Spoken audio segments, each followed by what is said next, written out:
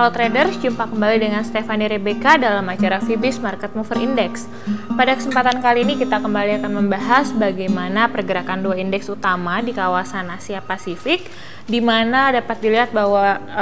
pergerakan kedua indeks utama ini pada pekan lalu masih terus menunjukkan tren yang melemah, di mana pelemahan ini masih terus didukung oleh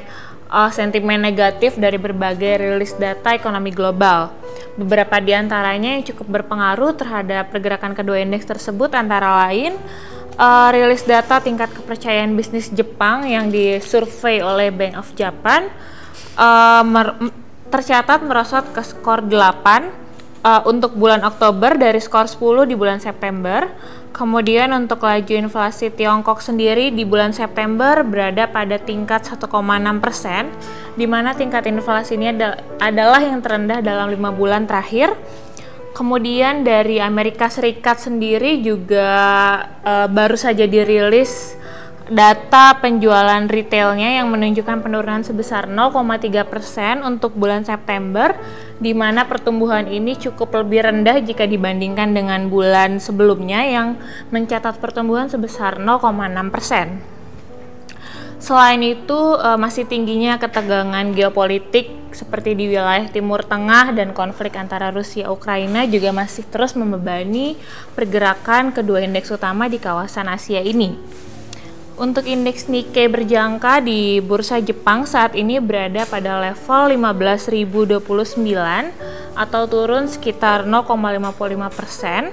di mana indeks ini akan menghadapi support mingguan pada kisaran 14.911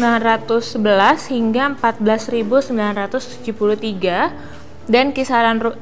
kisaran resistance mingguannya berada pada 15.118 hingga 15.201.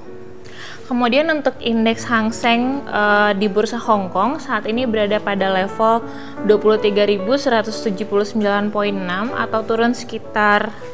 0,47%, di mana indeks ini akan menghadapi kisaran support mingguannya yaitu pada 23.035 hingga 22.906 dan kisaran resistance mingguannya pada 23.257 hingga 23.350 poin.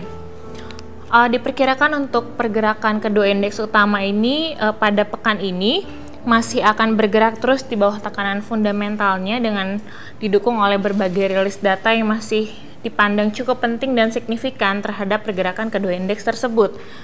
sehingga akibatnya pengaruh dari kondisi teknikalnya masih akan cenderung lemah.